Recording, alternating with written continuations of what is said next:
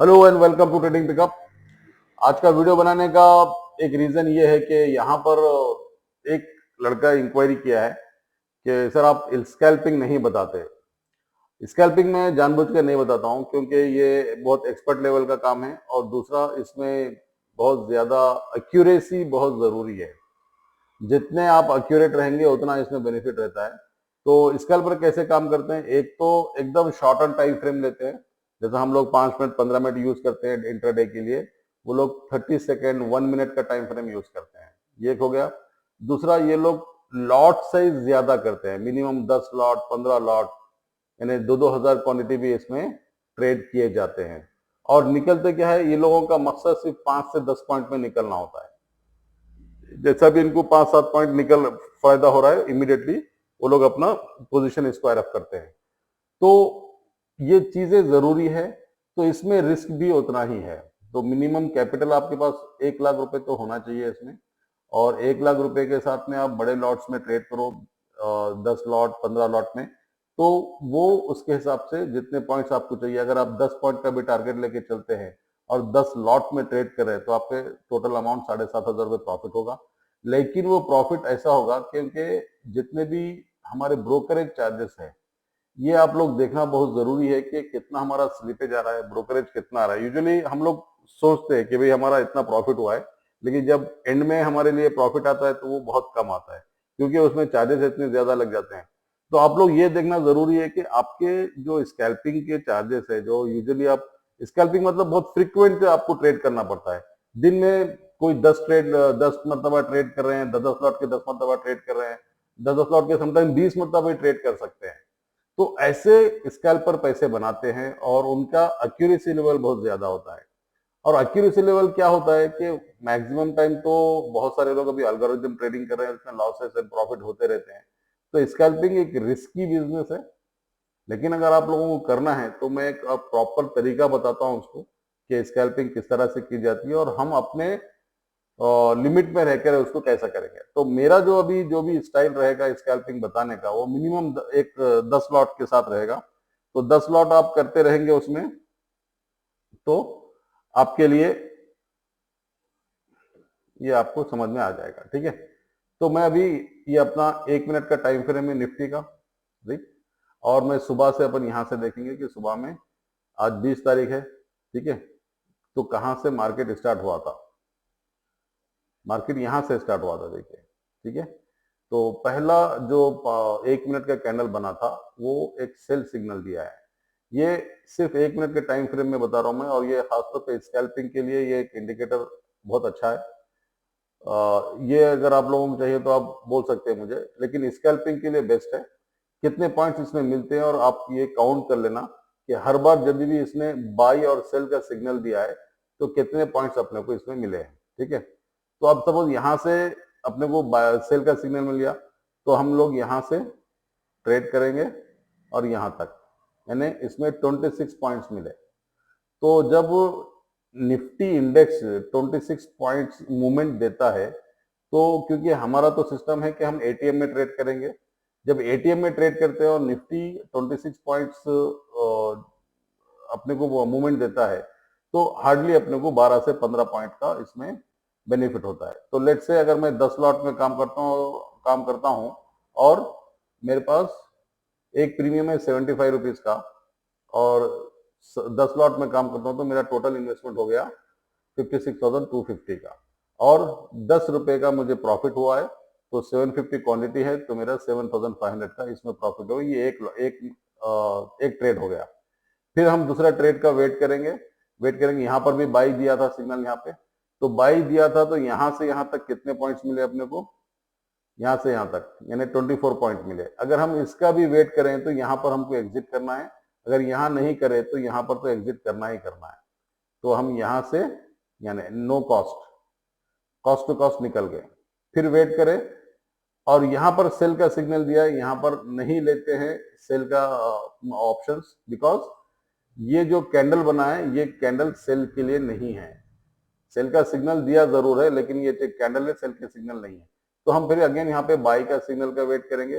फिर again by आ गया तो एटीएम का हम लोग ट्रेड करेंगे। अब एटीएम ट्रेड यहाँ से हमको कितना बेनिफिट हुआ है हम वो देखेंगे। राइट। देखो यहाँ से बाई बताया था, यहाँ से यहाँ तक, चलो यहाँ तक आ गया, यानी इसमें भी 30 पॉइंट्स। 30 पॉइंट अगेन एटीएम में अगर हम ट्रेड कर रहे हैं तो 15 पॉइंट्स का हमको इसमें चांस मिल जाएगा। तो यहाँ पर भी हमको 15 पॉइंट्स, यानी यहाँ पर अगेन 15 पॉइंट्स, फिर 750 क्वांटिटी, फिर अगेन यहाँ पे 11,250। ठीक है, तो फिर अगेन यहाँ पर इसने सेल का सिग्नल दिया, राइट। सेल का सिग्नल दिया, हमारा टारगेट 5 से 10 पॉइंट का रहता है, तो यहाँ पर हमारा लॉस हो गया, क्योंकि हम यहाँ से नहीं बल्कि यहाँ पर निकले। No loss no profit. ठीक है, यहाँ पे हम कॉस्ट पे निकल गए।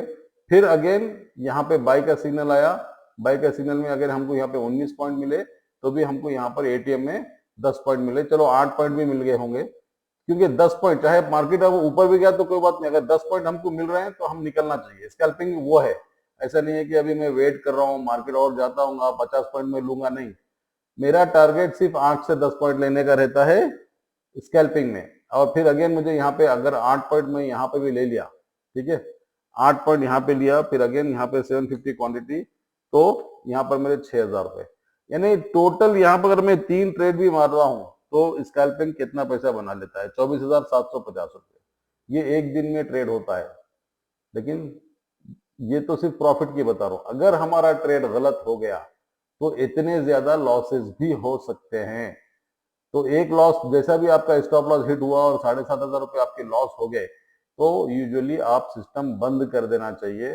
फिर ये 7,500 रुपए लाने की कोशिश करने में फिर और बाकी दूसरे भी पैसे चले जाते। एक मतलब स्टॉप लॉस हिट हो गया, आप हट जाना मार्केट से, नेक्स्ट डे देखना है। तो यहाँ पर अपने को आज 3 से 4 ट्रेड बहुत ही सक्सेसफुल मिले स्कैल्पिंग में। अगेन ये देखो 1 मिनट का टाइम फ्रेम है, यहाँ से इसने 11:56 पे बाई दिया था और यहाँ तक आ गए 38 पॉइंट। 38 पॉइंट मतलब हमारे 10 पॉइंट तो ऑप्शन में मिल ही गए। यही रखना है, 38 पॉइंट ऑप्शन में मेरे को 10 पॉइंट मिलेगा, फिर वो 10 पॉइंट और आगे बढ़ गया होगा, वो हम नहीं देखना है। मेरा टारगेट 8 से 10 पॉइंट का ही रहना चाहिए स्कैल्पिंग में। ठीक है, ये हो गया तो आप एक अच्छे स्कैल्पर बन सकते हो, लेकिन उसके लिए इस तरह के टूल्स होना आपके पास जरूरी है। अगर आप नहीं करते हैं बगैर किसी टूल के, ये टूल नहीं बल्कि आप कोई भी एक इंडिकेटर रखो, लेकिन बगैर टूल के स्कैल्पिंग नहीं कर सकते। ठीक है, तो ये हो गया स्कैल्पिंग का। बाकी कल के लिए जो मार्केट रहेगा, कल के मार्केट के लिए अभी मैं आपको बताता हूं कि कल का मार्केट कैसे चलने वाला है। ये क्या हो गया, चार्ट है 1 आवर। ठीक है, ओके, यहां पर आ गया अपने को। ये आज का 2 दिन से मार्केट पॉजिटिव ही है, लेकिन उतना पॉजिटिव नहीं है जितना समझ रहे थे। लेकिन 25,100 भी नेक्स्ट टारगेट रहेगा अपना, 25,100 एंड 25,150। देखिए 25,100 और 25,150 ये नेक्स्ट टारगेट है, क्योंकि यहां पर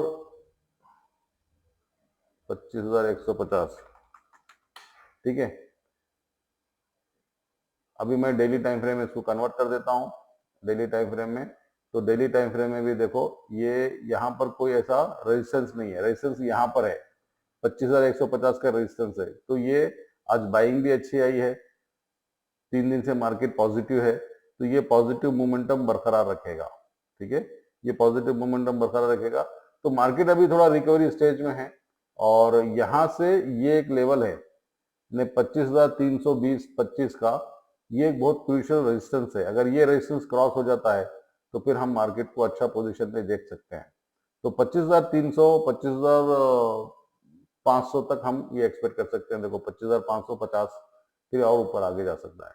तो ये एक अच्छा मूवमेंट है, ये अच्छा ब्रेकआउट भी है। तो कल देखेंगे मार्केट कैसे है, क्योंकि अभी तो SGX निफ्टी माइनस में है। कल मॉर्निंग में क्या होता है वो अभी आइडिया नहीं है अपने को, क्योंकि यूएस मार्केट भी ओपन हो गया है, वो भी इतना फ्लैट में ही चल रहा है। तो और कल एक्सपायरी है, तो मार्केट थोड़ा सा चॉपी रहेगा। उसके बाद लास्ट मोमेंट में ही कुछ मोमेंट दे सकता है, क्योंकि प्रीमियम डी के सेलर को पैसा कमाने का जरूरी रहता है, तो प्रीमियम डी के ज्यादा होता है एक्सपायरी के दिन में, और फाइनली ये ऊपर ही जाने वाला है। लेकिन आज नहीं तो फिर कल मूवमेंट देगा वो, और थर्सडे नहीं तो फ्राइडे मूवमेंट देगा। लेकिन ये टारगेट मिलना, मुझे लग रहा है कि ये टारगेट मिल सकते हैं, क्योंकि ऑप्शन में ज्यादातर जो पुट सेलिंग है, बहुत ज्यादा एग्रेसिव पुट सेलिंग हुई है ऑप्शन में। तो जब पुट सेलिंग होती है तो मार्केट बुलिश होता है, तो ये आप माइंड में रखो। और बाकी स्टॉक्स में तो अभी वैसा सच कुछ है नहीं। आज मॉर्निंग में जो दिया था वो नेगेटिव हुआ है, लेकिन उसको होल्ड कर सकते हैं।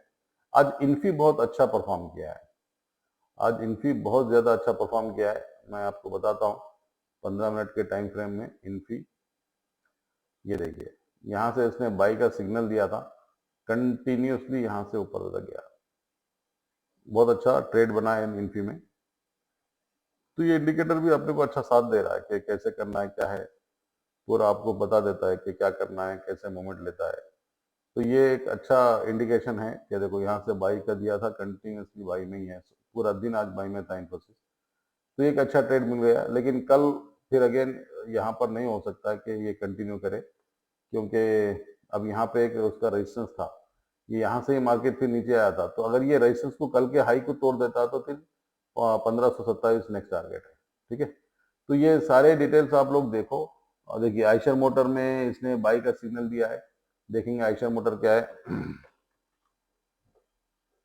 Eicher motors, yes, Eicher motors bike आ गया था 2 दिन के बाद, तो ये भी एक ट्रेड बन गया अपने को। और दूसरा क्या है, Grasim, HDFC life, Hindalco, Hindalco, Hindalco, Hindalco industries, ये देखो बाय का सिग्नल मिल गया।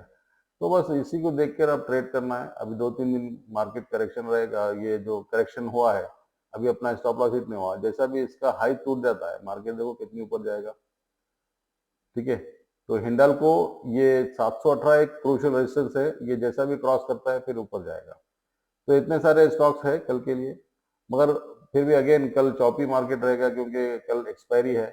तो फोकस करो कि कम प्रीमियम देके ज्यादा बेनिफिट लेने का। वैसे भी अगर कुछ अपॉर्चुनिटी रही तो मैं ग्रुप में डाल दूंगा। ठीक है, थैंक यू वेरी मच।